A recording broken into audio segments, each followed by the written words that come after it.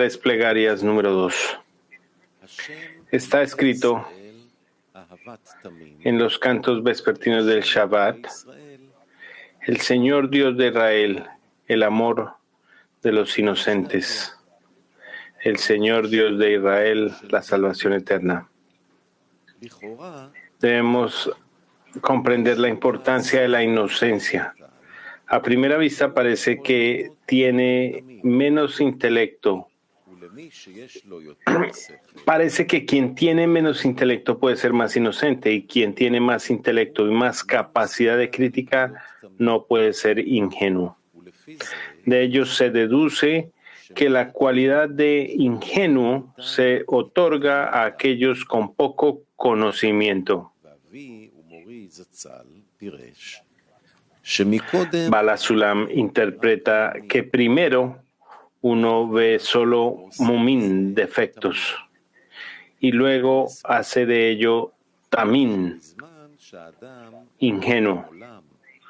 La explicación es que cuando uno ve solo defectos en el mundo, en los individuos y en el colectivo, esto se llama mumin. Y se llama línea izquierda. Después, la persona acepta todo por encima de la razón, y a esto se le llama tamim. De ello se deduce que quien tiene más conocimiento tiene más defectos. Como está escrito, quien añade conocimiento añade dolor. Y debe aceptar todo esto por encima de la razón. Resulta que su inocencia se basa en un mayor conocimiento. Por lo tanto, su inocencia es mayor que la de aquel cuya inocencia se construye sobre un conocimiento menor. Dice: el Señor Dios de Israel, el amor de los inocentes, el Señor Dios de Israel, la salvación eterna. Esto significa que para que una persona tenga la fuerza de sobreponerse una vez que ve un mundo lleno de defectos, la persona no puede ayudarse a sí mismo y necesita la salvación desde el cielo para poder entrar en la inocencia por encima de la razón. Este es el Señor Dios Israel, salvación eterna, que significa elevar todos los defectos por encima de la razón, que se llama Tamin. Este es el significado de Olamin, eterno. Ol, yugo, viene de la palabra ayil, arameo entrar, que significa insertar una mum, defecto, en el Tamin. Con esto entenderemos las palabras del Zohar. Allí está escrito que una plegaria por el pobre precede al resto de las plegarias. Este es el significado de una plegaria por los pobres cuando envuelve. Envuelve de las palabras, y la envuelve por Labán, que significa retrasada. Es decir, retrasa todas las demás plegarias del mundo. Pregunta: ¿por qué la plegaria por el pobre retrasa todas las plegarias? Es porque el pobre es de corazón quebrantado, y el pobre siempre riñe con el Creador. Y el Creador escucha y oye sus palabras. Ver allí en el Sulam. Debemos entender por qué el Creador escucha la plegaria del pobre antes que todas las demás plegarias. Él dice que la razón es que el Creador está cerca de los quebrantados de corazón. Debemos entender la importancia de los quebrantados de corazón a quien es el Creador, se acerca. En el Zohar, Malhut es llamado pobre porque no tiene nada propio excepto lo que su marido le da. Este asunto se explica en varios lugares del Sulam, que hay dos estados en Malhut. Una vez se explica, según el primer estado, que ella es llamada pobre porque no tiene hasadim. Y en otra parte, él llama allí, en el Sulam, el segundo estado de Malhut, que ella es llamada pobre porque debe recibir de Serampin, su marido. Debemos interpretar que el reino de los cielos, cuando uno quiere asumir todas sus acciones, las cuales serán en nombre de los cielos y no para recibir una recompensa, en ese momento Mahul se llama pobre porque no tiene nada más que darle a la persona que trabaja por ella. Normalmente, cuando alguien trabaja por alguien, recibe una recompensa por su labor. Resulta que está trabajando para un pobre, es decir, es como para trabajar para una persona pobre que no tiene con quién pagarle.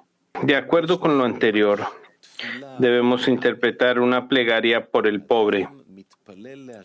Una persona reza al Creador para que su plegaria sea por el pobre. Es decir, reza para que todo lo que haga sea en su nombre y en nombre de los cielos. Lo que significa que quiere trabajar para no recibir recompensa.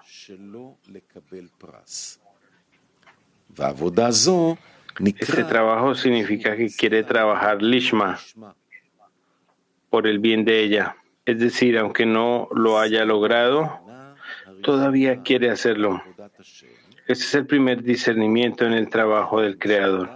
Antes de que uno alcance el estado de lishma, no trabaja en beneficio del Creador, sino por su propio beneficio. Con esto entenderemos por qué la plegaria por el pobre es aceptada antes de que todas las plegarias, hasta el punto que el Zohar dice que retrasa todas las plegarias, que precede a la plegaria por David y a la plegaria por Moisés. Deberíamos preguntarnos por qué debería retrasar el resto de las plegarias. Es imposible recorrer a todas al mismo tiempo, sino que deben ser respondidas una tras otra. Podemos entenderlo si estudiamos estas tres plegarias en una sola persona. Normalmente deberíamos discernir tres plegarias. Número 1, una plegaria por Moisés, que es la cualidad de la Torá. 2, una plegaria por David, que es Malhut, es decir, ha sido recompensado con la cualidad de Malhut, pero reza para que el reino de los cielos con el que ha sido recompensado no sea parte de él. Y número 3, una plegaria por el pobre. Cuando la persona quiere comenzar a salir del amor propio y entrar en el trabajo con el fin de otorgar y no recibir ninguna retribución, sino solo todo en nombre del Creador. Entonces el cuerpo comienza a resistirse a este trabajo porque va en contra de su naturaleza. En ese momento llega a un estado en el que ve que está desnudo e indigente.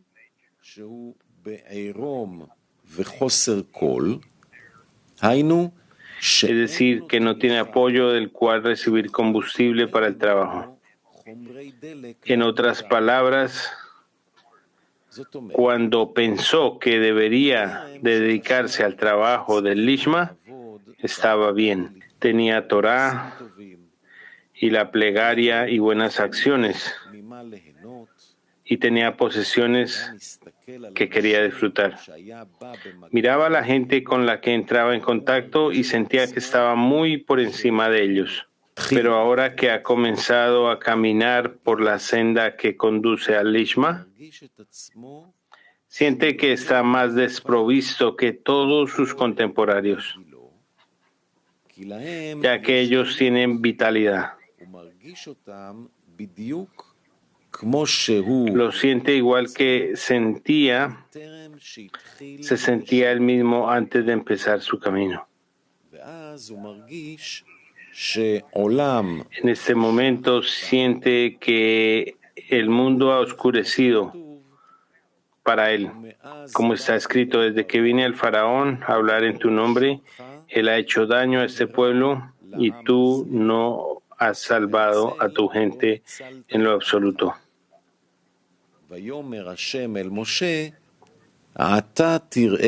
Y el Señor le dijo a Moisés, ahora verás lo que le haré al faraón, pues con mano poderosa los enviará y con mano fuerte los expulsará de su tierra. Debemos interpretar que antes de que la persona y Moisés viniera al pueblo de Israel como mensajero del Creador que quería sacarlos de Egipto, el pueblo de Israel se dedicaba al trabajo para el Creador, pero eran esclavos del faraón, rey de Egipto. Faraón, rey de Egipto, es el deseo de recibir que se encuentra en los seres creados, que no puede hacer nada si no es para su propio beneficio. Este es el gobernante en todos los seres creados y aflige a todos aquellos que quieran salir de su dominio, es decir, trabajar por el bien del prójimo.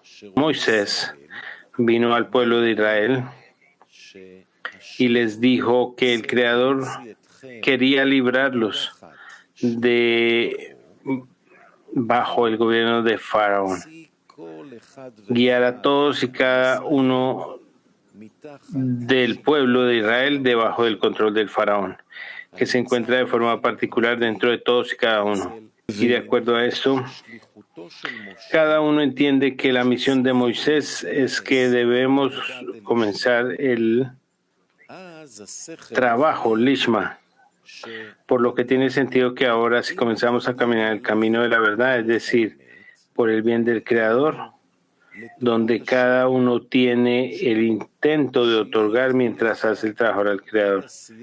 Ahora cada uno comenzará a trabajar más duro y con gran entusiasmo. Y la pasión será tan intensa que va a ser difícil para él retirarse para pensar en partes corpóreas, las cuales son necesarias, puesto que ahora está trabajando solo en nombre del Señor de los cielos.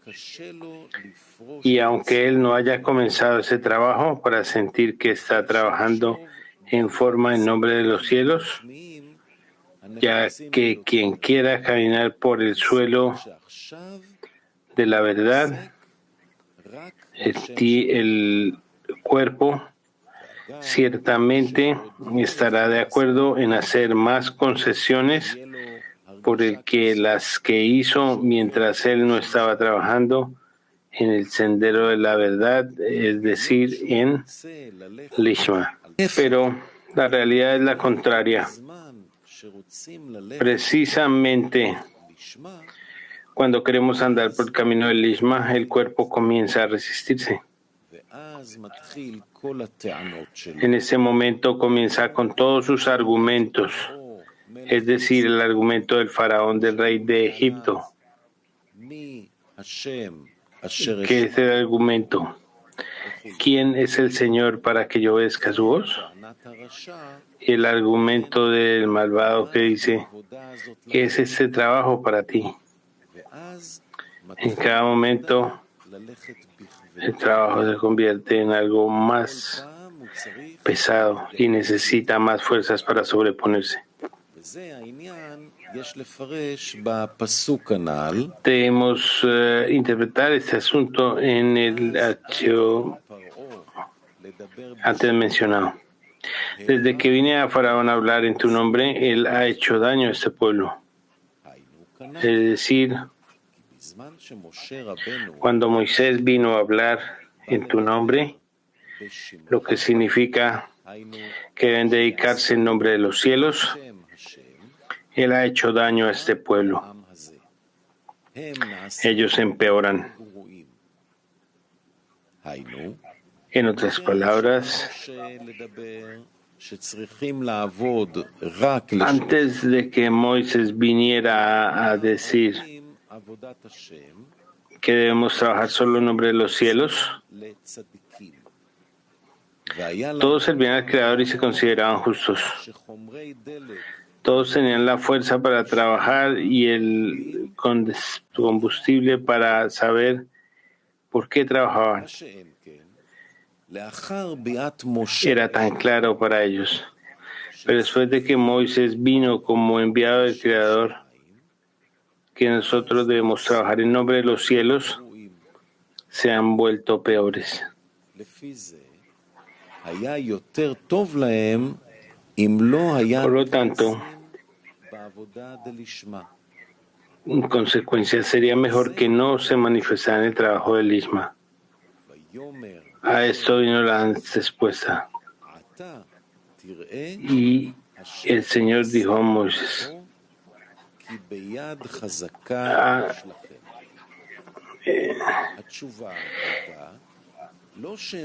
ahora verás lo que haré al faraón, porque con mano poderosa los enviará. La respuesta no fue que no dijeran la verdad, sino que lo que quiero de ellos es que sientan la verdad, que están tan lejos de la verdad, es decir, que trabajan en nombre de los cielos. Entonces, cuando tienen este tipo de demanda que no pueden trabajar por Lishma, entonces verán cómo les doy la fuerza para trabajar en nombre del Creador. Yo no exijo que ustedes sean capaces de caminar por el sendero de la verdad. Todo lo que necesito es que tengan un kit, un kli, vasija para recibir ayuda y la abundancia. Por lo tanto, cuando comiencen a trabajar con el fin de otorgar, verán qué incapaces son para este trabajo. Y entonces daré lo que se llama tierra. Con mano poderosa los enviará. Como está escrito, yo también oí el gemido de los hijos de Israel, que los egipcios los envisceraron y te recuerdo con mi pacto, etc.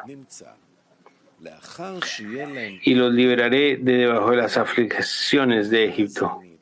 Resulta que una vez que tenga el cli de recibir, yo les daré el poder necesario para ello.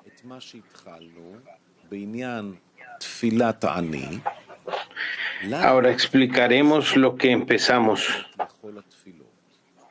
respecto a la plegaria al pobre. ¿Por qué esta plegaria retrasa a todas las demás? Puesto que estamos hablando de una persona en la que desarrollan todos estos estados, resulta que la plegaria de David no puede ser aceptada, no lo es cuando ya ha sido recompensado con el reino de los cielos, sino que parezca que el reino de los cielos no cese de él. Uno no tiene el reino de los cielos, pero aquel que esté todavía lejos del reino de los cielos, que todavía está bajo el dominio del faraón del rey de Egipto, ¿cómo se le puede dar para que este asunto no cese en él mientras todavía no tiene nada? De ahí que primero se acerque la plegaria del pobre, lo que significa que primero debe ser recompensado en el sentido que debe ser recompensado con el reino de los cielos. Ese es el primer discernimiento que la persona entra en este trabajo. Después viene el próximo grado, que es una plegaria para David, lo que significa que su reino de los cielos no cesará. El tercer grado, que es considerada la plegaria por Moisés, la cual es la Torá.